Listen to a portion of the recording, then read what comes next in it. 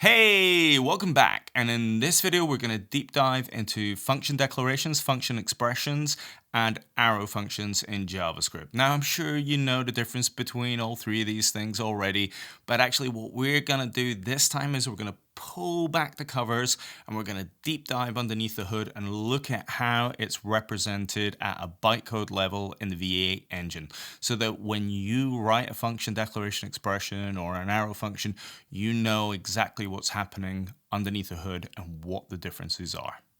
Okay, so the first thing I'm going to do is create a typical function declaration, which I'm sure you've all used many times. So we'll just type in function hello. We'll have open brackets. We don't need any parameters in this one. And then we will just return 20, and then we will console log that out. So console log hello, and we are good to go. So if I open that up in my terminal and just run that in Node.js, node-example.js, you see it returns 20. So now that I've done that, what I'm now going to do is create the equivalent function expression, which is the ES6 syntax. Now, I'm sure loads of you use that already, but we're just going to sort of compare and contrast, and then we'll get underneath the hood and look at the bytecode. So what I'm going to do now is create the equivalent function expression. So to do that, we will make it a constant declaration. I'm going to give it the name hello2, and we will equal to a function. I'm going to give the function a name for just now, and then we'll tidy that up a little bit later. So we'll call that hello2. And then we will just put some parentheses in there, and then we will, I think we'll return 30 in this case. And then if I just console that log out there, we'll do console log and we'll say hello2, and that is fine. And if we go back to our terminal and we run example.js, it should say 20, then 30. Which it does. So I'm sure a lot of you are thinking to yourself, actually, I would normally use the arrow function format, and we'll get onto that in a second. But for just now, let's just stick with function expressions, because that's what they are in the purest form here. Okay, so now that I've got my function expression, there is a couple of subtle differences. I'm sure everyone knows this between a function declaration and a function expression. The first one is going to be hoisting.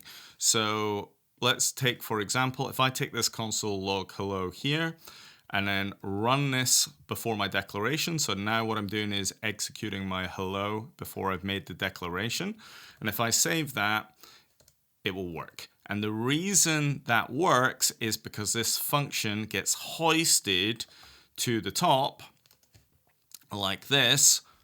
And then technically the code that you run after that is being executed after the declaration. So that is something that happens with the function declaration syntax, but that doesn't happen with function expression. So if I were to take this console log hello2 and I were to execute it before I declare my hello2 constant, then what you're going to see there is when I run the code in my terminal, it's going to throw back a parser error. So if I run node-example.js, you can see this error that says cannot access hello2 before initialization. So that's one of the sort of subtle differences between the two. Now, I promised that we would look at this and see what happens underneath the hood at a bytecode level, and I think we will do that now. So to do that, we will take this syntax here, and then we will just do an execution. I'm not going to run console.log just now on this, because I want to keep this as pure as possible, and I want to see what this looks like at a bytecode level. So we will run hello, and we'll run hello2. And the reason I'm executing them is that if I don't execute the functions, then what's going to happen is the compiler is essentially going to do a bit of optimization and throw the code away and not generate it. So that's why I'm doing that just now. Okay, so now that I've done that, what I'm going to do now is I'm going to look at this from a bytecode level. So I'm going to go to my terminal. I'm just going to paste in this command here. So if you've never used that before, there is a whole video on looking at JavaScript engines underneath the hood, and that will appear in the top corner there.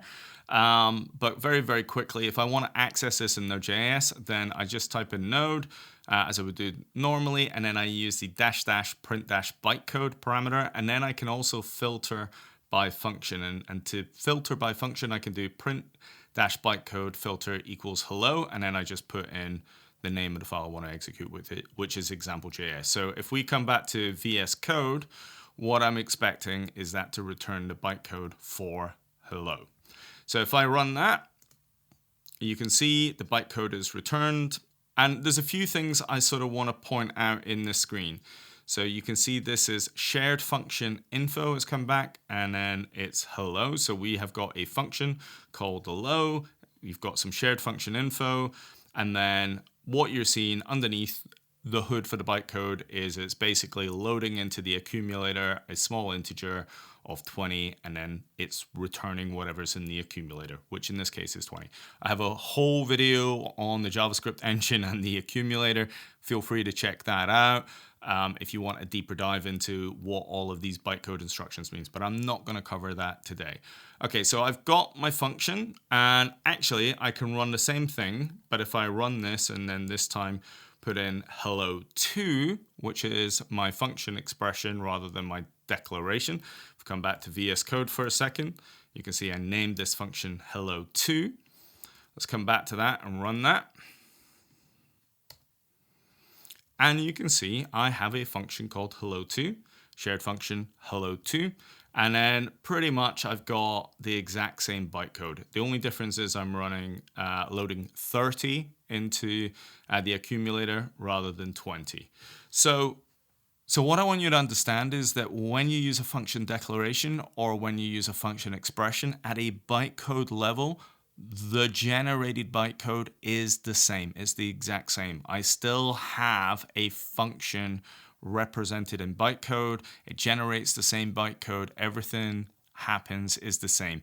There is a difference because of hoisting, which is picked up at a parson level, but that happens before the bytecode generation. But once that parson is done and once the bytecode is generated, it generates the exact same bytecode underneath. And again, I can remove the filter. So if I take away this filter so that I'm just running the node print bytecode on example.js, and then we run the two, you can see side by side, here is hello and here is hello2, generate the same bytecode. And then if I go a little bit further up here, I'm not going to go into this here, but I'll do another video, enclosures, etc. But what I want you to see here is call undefined receiver is basically meaning call function. This one is call function, so I'm calling hello, then I'm calling hello2, and then you can see 0 relates to here, which is 0, and 1 is related to here, which is hello2. And that's generated by the fact that I've created closures here, stored it in register 0, stored it in register 1. So essentially that piece of code is say call hello, which is a function declaration, and then it's saying call hello2, which was a function expression, but underneath the hood, the bytecode is exactly the same. So that is a sort of key thing I want you to understand. Okay, so if we come back to VS Code, there's a few things I want you to sort of look at even further. So in this case, I called my expression hello2, and then I've named my function hello2 as well. So can you guess? If I were to give this a different name, let's say I call this hello3, what do you think it's going to name the function in the bytecode?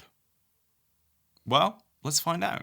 So let's save that, and then we just we're going to run node example.js with the -- print - bytecode flag again. We'll look at the bottom, and you see there's my hello that I had before, but now it's named the function hello3.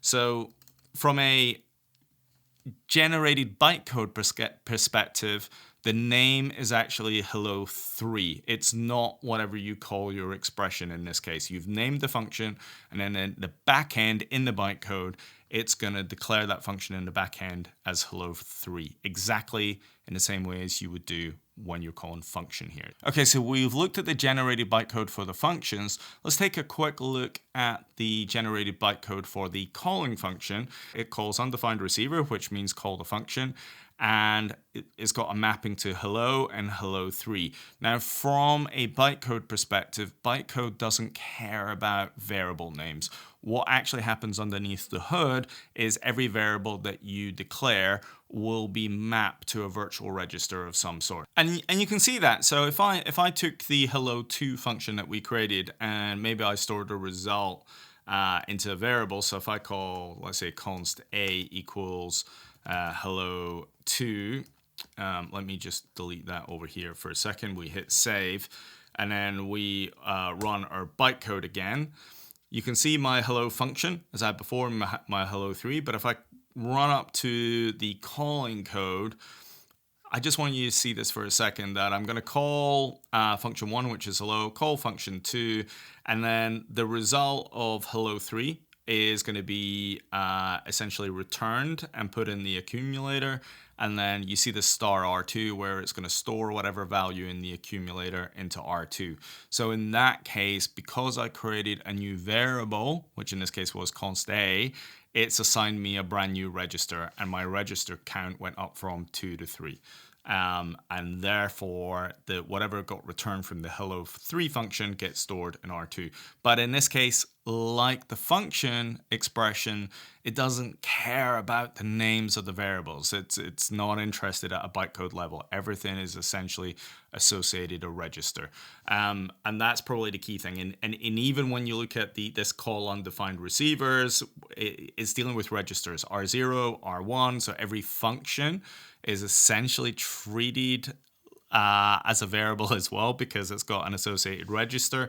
And you can kind of see where it's calling to create closures over here for hello and hello3, and then it's storing that function into a register as well. So everything that you're dealing with in a bytecode level is registers, so it doesn't care about the names. It only cares about registers.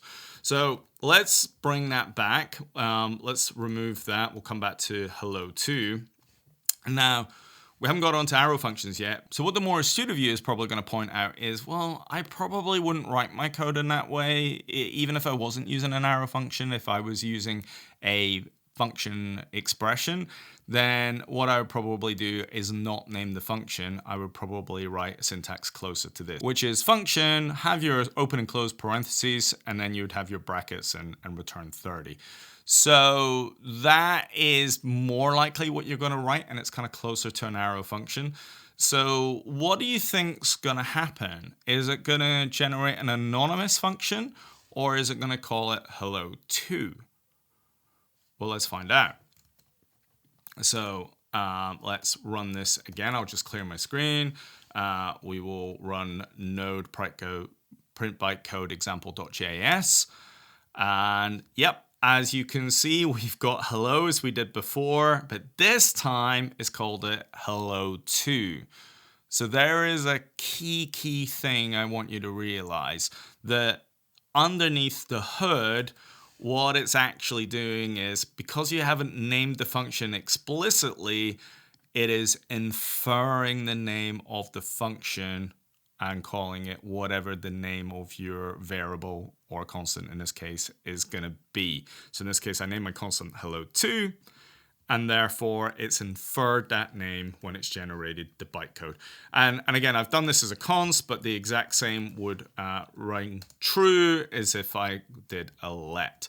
But of course, if I gave it a name, let's say I called it hello3 again, and then we generate it one more time, then it's going to use the explicit name that I gave it in the function expression. So that's just something for you to be aware of. Although it looks like this is an anonymous function in this case, in reality, the function name is inferred, and it is therefore still a named function. And at a bytecode level, these two things are exactly the same. So we've done our example now with named functions and inferred functions. What I want to now look at is anonymous functions. And to do that, we are going to come back into using timeouts. So what I'm going to do here is we're going to create a set timeout function. And we will therefore use the sort of function expression format. So I'm just going to type in function. We'll call it my func. I will take an argument, but I'm probably not going to use it. And actually, we will just return 71325. So we'll just pick some sort of random number there. And then I want that to execute every 1.5 seconds. And then we're sort of good to go. Actually, if I want to, rather than returning that in this case, I'll copy that and we'll just do a console.log. We could actually put in 1230. Yeah, doesn't really matter. Let's save that. And then we will just run this for a second and ensure it works.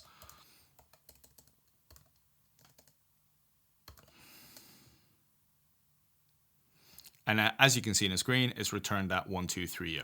Now I'm going to come back to VS Code and I'm going to, rather than doing a console log, I want to keep this super simple and I want to make it easy for me to find in the bytecode. And therefore, I'm just going to get rid of the console log because otherwise it's going to sort of chunk up and appear all over the bytecode. And I just want a really simple representation for me to find. So I'm going to take that. And then what we're going to do is come back into our bytecode. And if we just generate that for a second, we'll take a second there, but we should be able to easily find the code that we created. And the easy way of doing that is if we were to just look for my func. And there we go. There's my func. And then we will just return this one more time. And as we did before, you see this LDA smi.extrawide71325. So I'm gonna copy that for a second. But the key thing on this case is it's given that function a name again. So it's called myfunc, and you see that shared function info myfunc. So even in this format, set timeout where I put my function expression in the middle of my parameters, then it's still generated me a named function. Now, if I take away that myfunc, this is the same sort of format as we had before. So it's this time it's an anonymous function. It should work exactly how it did before. But now when we look at the bytecode, let's just run that for a second. If I were to put the filter on this for a second, and I think I called this my func.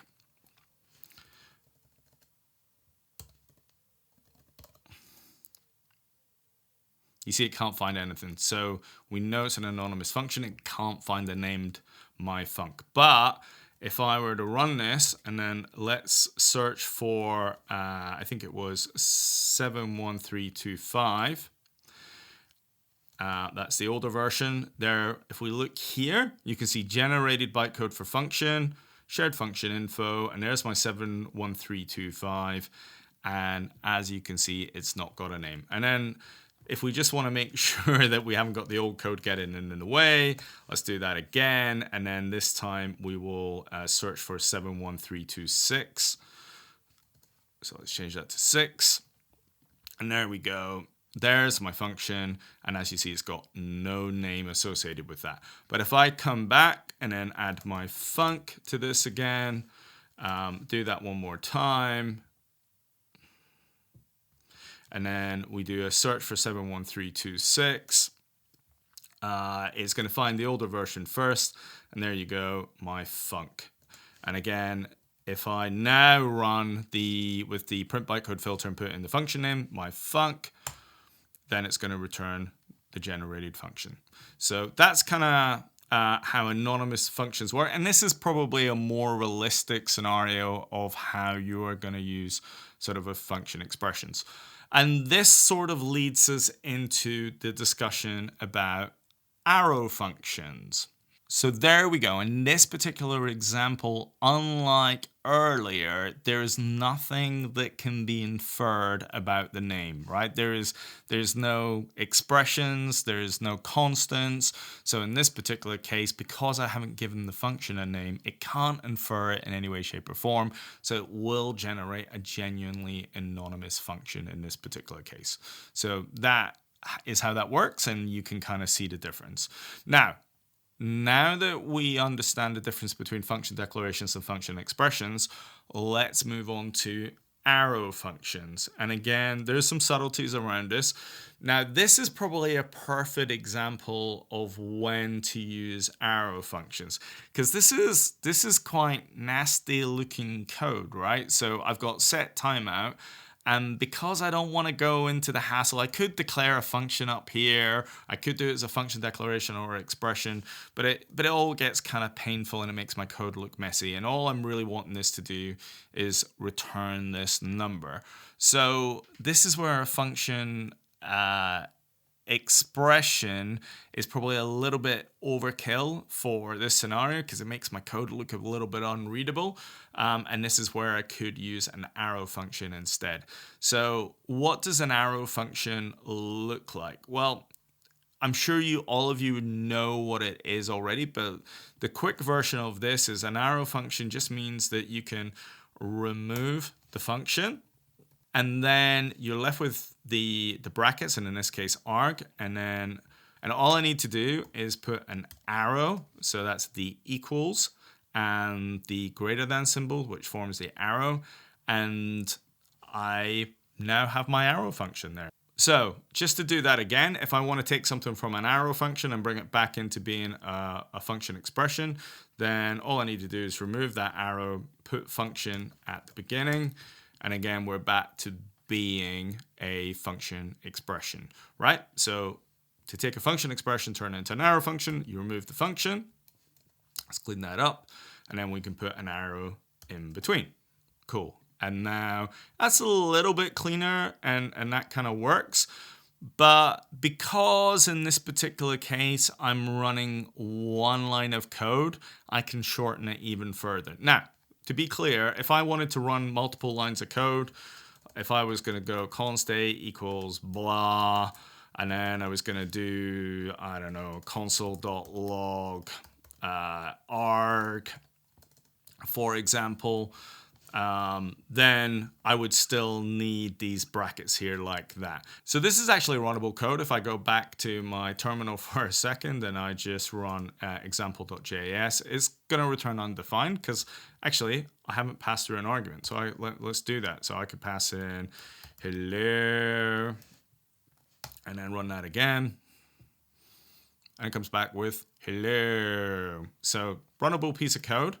But because it's multi-line, I need to sort of keep these brackets in here. If I want, I can shorten it down. So let's get rid of this and this, and we can have a console.log.arg. So it's now down to one line of code, and you see it still works. Says hello.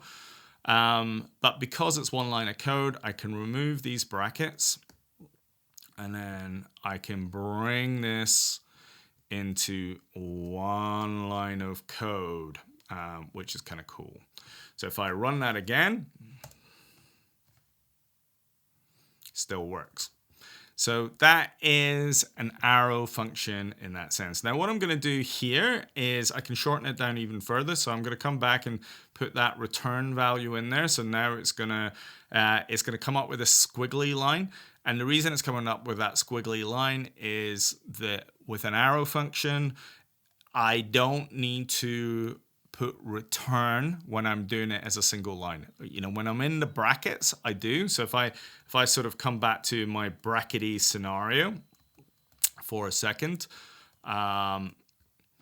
then if I was going to want to return a value, I would still need that return piece like that for that to happen.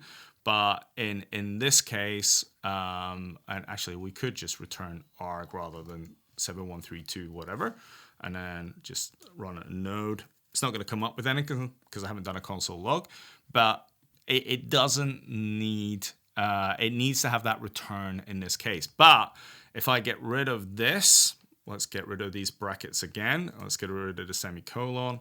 Let's get rid of the bracket here, and then I bring it to here. Then you see the squiggle, because with an arrow function, when it's a single line, I don't need the return keyword, and I can just do that, and that will work.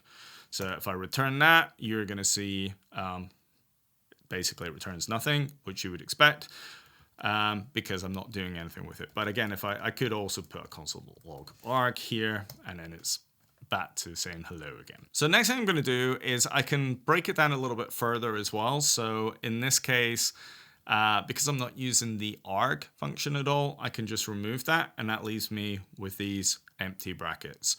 And that is kind of the clean version. So in this case, it's going to return 71362, but if I want it to console log a number 712, we can do that, and then it will continue to work. So if I have no parameters whatsoever, I can just do bracket bracket.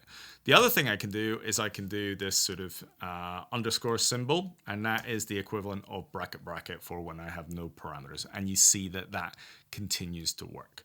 But most people tend not to do that. Most people tend to stick with this version, which is the bracket bracket or parenthesis parenthesis version. Okay, so we've got arrow functions. There are some other differences with arrow functions to function expressions, which I'm going to go into in a second. But how does this look from a bytecode perspective? Well, let's generate the bytecode and we will see. So I'm going to put back this return value. So, or in this case, the 71326. Actually, let's just put a different number, 71327.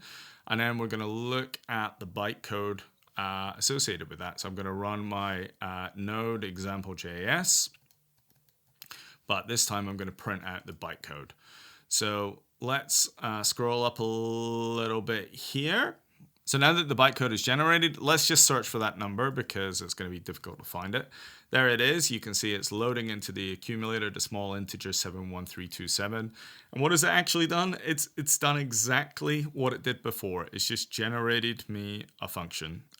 So in this case, it's an anonymous function. You see no names associated with that. So it works in the exact same way as a function expression.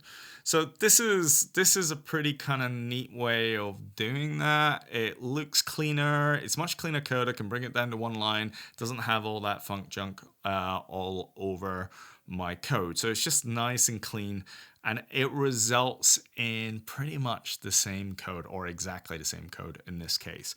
Now, you might be thinking to yourself, what if I want to give my arrow function a name? Well, I can do that as well. So if I go my func is equal to this, then what I'm going to end up with is it's going to generate me a name again. So if I go node print bytecode on my example.js, and actually if I filter it out on my func, you're going to see that it comes back with some generated bytecode 71327, and there is the name my func. So I can give my arrow functions a name if I want. So I don't need to always run as an anonymous function. If I want to give it a name, which I may want to do or may not want to do, good reasons why you may want to give it a name is that make it easier to find and give a little bit of clarity within your code.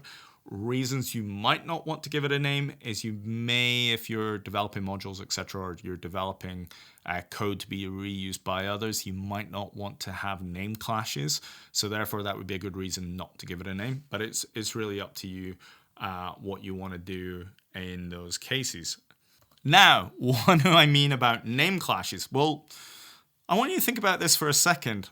What if I change this 71327 and I did a console.log, and let's just put in hello as we did before. And then what happens if I call my func? What do we think is going to happen? Do you want to take a guess? Well, actually just run it and then we'll see, and then I'll explain what happens. So if I do a node example.js, I would expect this to execute, which it does, right? It's executed twice because the first one is going to be the call to my func hello, and then the second one is where it goes hello as part of my timer. Now, why is that happening? Well, if we think about this for a second, it's all about scope and it's all about hoisting. So this piece of code here, where I've got my func equals blah, well, it's not anonymous, so I can call it. If this was anonymous, I wouldn't be able to call it because I wouldn't know what the name is. There's no way of me being able to call this. I just don't know what it's called. But in this case, because it's got a name and because it's represented in the exact same way as any other function, then it can be called. But the key thing I want you to take away is if you name your arrow function here, it is going to be the equivalent of declaring a function up top, and therefore it's accessible here. And as I said, if I do a console.log here with a hello, when I run that code, it's going to return. So if you don't want your arrow functions to be accessible, then don't name them. So be really careful about that feature. Okay, so there's one last thing I want to talk about, which is one other difference between arrow functions and function expressions, and that's how it binds to this object. So we need an example to kind of show what that means, but essentially the quick version of this is an arrow function is always going to use the parent's this object, whereas with a regular function expression, it is going to use the this object, which is bound to itself. Okay, so what we're going to do is bring that to life with some examples. What we're going to do is create a few objects, which are going to be person objects with names and characters. So the first thing I want to do is I'm going to create at my sort of global level here some first name. So I'm going to have myself, this dot last name equals hey. And then what I'm going to do is create myself an object. So I'm going to call this one person1. It's going to be of an object, and therefore I'm also going to have a first name. We will call this one Mickey, and we will have a last name of Mouse. And then what we'll do is we'll create a little function which will concatenate these things together. So we'll call it full name. Except I'm going to call it full name 1 because we're going to look at the bytecode a little bit later and I want to be able to find that. So let's do that, and we will set that as a function. And for that function, we will concatenate the name. So we'll return. We'll do this as literal, and to do that we're going to do $, and then this dot first name, and we will then do a $, this dot last name. Okay, that should be good. Let's close that out, and then I'm going to do a console.log, and we will log out person1 dot full name 1. And what we would expect when we run that is we would expect it to ignore the Chris hey, and I'd expect it to output Mickey Mouse. So if I just save that, we go back to our terminal and I run node example.js, then as we would expect, it returns Mickey Mouse. So that is good. Now, let's look at the difference of when we do this as an arrow function. So we can do a const, and we will do person2 in this case, and we're going to have full name 2. And rather than having Mickey Mouse, we will have Scooby-Doo, one of my particular favorites. And then we will get rid of the function, and we'll turn this into an arrow function, and we don't need the return, we don't need that. We don't need this bracket here. And if we save that, then we should be in a good position. So now that we've got full name 1, let's call person2 dot full name 2. And then if I go to nodeexample.js again, I would expect to see Mickey Mouse. And what I'm going to expect this time is, rather than seeing Scooby-Doo, it's going to come back with Chris Hay. So let's run it. And it does. So you see Mickey Mouse and you see Chris Hay. And the reason for that is, as we said before, is it's ignoring the kind of first name and last name. And when it uses this, it's not binding to its own object. It is inheriting, it is using this within whatever parent scope or whatever calling scope it has. So in this case, it's this dot first name, this dot last name over here, and hence why it's coming back with Chris Hay. So that is a sort of fundamental difference between how function expressions and arrow functions actually work. Now, in the example I gave earlier with Mickey Mouse, if I didn't want that Mickey Mouse to be returned from this function, and I actually wanted this to be bound to this from the scope above, then I can actually then just do a dot bind and do a this here, which I obviously can't spell, and then save that. And then if I was to run that again, you would see it returns Chris Hay, Chris Hay. But in this particular example, because I haven't done that bound, naturally what it's going to do is use its own first name and last name. So that's probably the key difference everybody really needs to recognize is that bind here is automatically done when you do a arrow function rather than a function expression. So that binding happens automatically. And we can actually see this in the bytecode. So if I just get rid of the console.logs for a second, I'm going to keep the person1 full name and last name there just now. So let's do that here. And then what we're going to do is we're going to generate the bytecode and see what is actually going on underneath. So let's clear this out. And we'll bring up our bytecode. Now, I'm not going to filter on any particular function in this particular case. So it's going to look a little bit sort of crazy as always. But you can kind of start to see what's going on. So you can see here, I've got generated bytecode for full name 2. And if we look at full name 2, this is my arrow function here. So first name, last name, and then full name 2 is my function, this dot first name, this dot last name. So we are going to get the bytecode for this full name 2 function. So it's created a function. The naming is interesting. So you can kind of see it's got person2 dot full name 2. It says full name 2 there. That's fine. This is probably the interesting part about this. So what it's doing here is it's loading its context, right? So, and it's pulling it from context slot 2. So if I was to look at the calling function, then you're going to see that I'm going to get all of the kind of global information associated with that. And then it's going to call the name property R1, which comes from kind of, and it's going to load in property 0 here, which is going to be first name. And then it's also going to call the last name as well later on. It's so you see that load name property 2 there as well. It's going to add these together and return it. But a key thing is doing the first name plus the last name.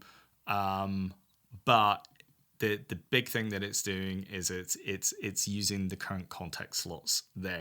If I was to compare that to full name 1, which is the non-arrow function version, which is my regular property, you see it's not pulling any of that current context slot. So it's not pulling any information from earlier.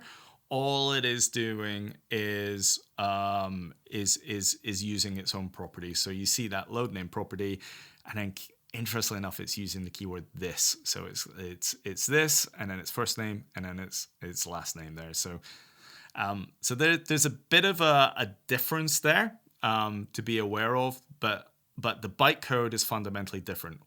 the first function, the regular function expression, is working within its own bounds. It's not looking at any sort of calling functions, whereas the second function is using context from its previous caller. So it's using the current context at the moment, which gives it access to this, which allows us to use the Chris Hay at the above. So there we have it. As you can see, although you might think they're doing the same thing, the result is very different, and the use of this is completely different. So with a function, it is automatically bound to its own object for this keyword, so it will use first name, last name from its own object.